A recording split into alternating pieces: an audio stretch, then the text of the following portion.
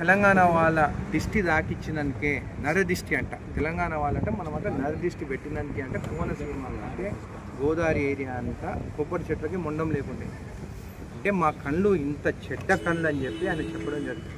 నేను ఒకటే అడుగుతున్నాను, నువ్వేమో డిప్యూటీ సీఎం ఆంధ్ర, వచ్చి ఉండేదేమో రోజు హైదరాబాద్లో, ఇన్ని రోజులు బిజినెస్ చేసుకునేదేమో హైదరాబాద్లో. నిజంగా మాకు నరదిష్టి కానీ ఒకరు బాగుపడొద్దు అనేది ఉండుంటే మీ ఆంధ్ర వాళ్ళు ఇక్కడ బిజినెస్ చేసుకోగలుగుతారా? ఇరిగేషన్ ప్రాజెక్ట్ చేసుకుంటున్నారు, కన్స్ట్రక్షన్లో మీరే ఉన్నారు. అయినా కానీ ఒక్క మాట వర్ణనే మేము ఏమైనా అంటున్నామా? బిజినెస్ చేసుకోవాలని ఇస్తున్నాము, ఫ్రెండ్లీగా ఉన్నాము. అట్లాంటి ఈరోజు నువ్వు ఒక ఇంత పెద్ద మంచివి నువ్వు ఇట్లా మా తెలంగాణ ప్రజల గురించి తెలంగాణ గురించి మాట్లాడడం తప్పు, నేరం. నువ్వు క్షమాపణ చెప్పాల్సిందే అని చెప్పి కూడా నేను తెలియజేస్తున్నాను.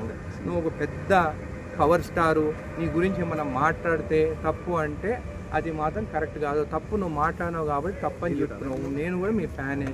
మొన్న రీసెంట్ మూవీ కూడా ఫ్లాప్ అయిన మూవీ కూడా నీది అట్లీస్ట్ ప్రొడ్యూసర్ అయినా బాగుపడాలని చెప్పేసి ఇక్కడ 800 రూపాయలు టికెట్ పెంచితే కూడా నేను కూడా పోయి నీ మూవీ చూస్తాను. కానీ ఈరోజు నువ్వు సెంటిమెంట్గా మా తెలంగాణ వాళ్ళ గురించి మాట్లాడితే మాత్రం కరెక్ట్ కాదు. ఎందుకు మళ్ళీ హైదరాబాద్లో ఆస్తులు కొనుక్కుంటున్నావు?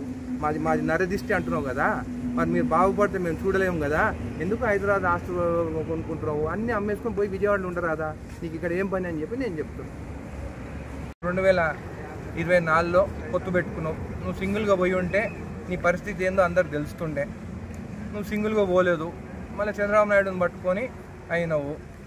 ఒక మెగాస్టార్ చిరంజీవి గారి తమ్ముడిగా ఆయన పేరు చెప్పుకుంటేనే నీకు స్థానం ఉన్నది. నిజంగా మెగాస్టార్ చిరంజీవి గారు లేకుంటే నువ్వు యాక్టర్ అయ్యేదా? నువ్వు ఎప్పుడైతే మాట్లాడినావో తెలంగాణ వాళ్ళ గురించి మాది నరదిష్టి, మా కళ్ళు పడే గోదావరి అంతా నాశనం అయిపోయిందని చెప్పి మాట్లాడడం మాత్రం కరెక్ట్ కాదు. అట్లా మాట్లాడినప్పుడు నీకు కూడా చిత్తశుద్ధి ఉంటే నువ్వు హైదరాబాద్ ఆస్తులన్నీ అమ్ముకొని పోయి విజయవాడలో ఉండు. నీకు అంత ప్రేమ ఉంటే ఎందుకు హైదరాబాద్లో ఉంటున్నావు? అక్కడ ఉండి 24 గంటలు సేవ చేయి.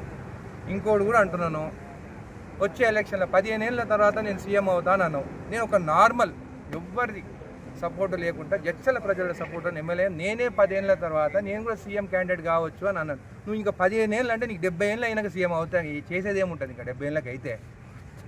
వచ్చే ఎలక్షన్లోనే ఇండివిజువల్గా నిలబడరాదా? నేను కూడా ఒక ఫ్యాన్గా చెప్తున్నాను నీకు, నీ ఫ్యాన్లు కూడా అదే మాట్లాడుతున్నారు.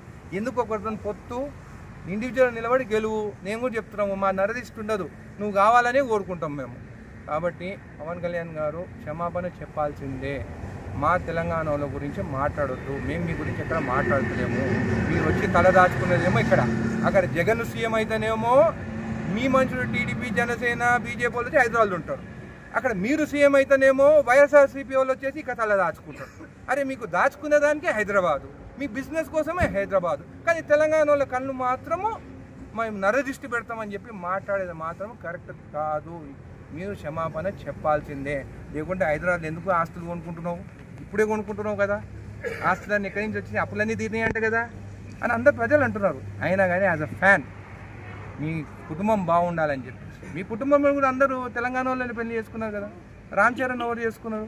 తెలంగాణ అమ్మాయి. అల్లు అర్జున్ ఎవరు చేసుకున్నారు? తెలంగాణ అమ్మాయిలే. అంటే మా ఆస్తులు కావాలి, మావన్నీ కావాలి, కానీ మా కళ్ళు మాత్రం నరదిష్టి అని అంటారా? ఇది మాత్రం ఒప్పుకునేది లేదు.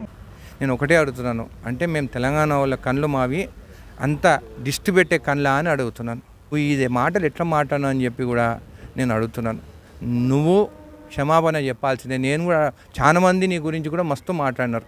చంద్రబాబు నాయుడుతో ప్యాకేజ్ తీసుకున్నావు అని చెప్పేసి నెల తీసుకొని ముందు అప్పులలో ఉంటే అయిన తర్వాత అప్పులు కట్టుకున్నామని మాట్లాడినాం. మేమేమైనా మాట్లాడుతున్నామా మీ రాజకీయాల? మేము ఎప్పుడు మాట్లాడలేదు కదా మీ రాజకీయాల గురించి. మళ్ళీ నువ్వు హైదరాబాద్లో ఎందుకు ఆస్తులు కొనుక్కుంటున్నావు? మేమంతా దిష్టి పెట్టేటోళ్ళం అయితే హైదరాబాద్లో ఎందుకు ఆస్తులు పెట్టుకుంటున్నావు? అమ్ముకొని విజయవాడ పోయి ఉండరాదా? నువ్వు ఇట్లా ఇష్టం వచ్చినట్టు మాట్లాడితే ఊరుకునేది లేదు. నేను కూడా నీ ఫ్యానే, నేను కూడా నీ మూవీలు చూస్తుంటాను. కానీ నువ్వు మా తెలంగాణ సెంటిమెంట్ గురించి మాట్లాడితే మాత్రం మంచిగా ఉండదు, మర్యాద ఉండదు. నువ్వు క్షమాపణ చెప్పాలి అని చెప్పి నేను చేస్తాను. ఎందుకు ఇవన్నీ? వచ్చే ఎలక్షన్లో సింగిల్గా నిలబడి సింగిల్గా జనసేన వాళ్ళని అందరినీ నిలబెట్టుకొని గెలిపించి చూపిరాదా? ఇది కూడా అన్నీ బయటపడిపోతాయి కదా ఎవరు ఏందనేది.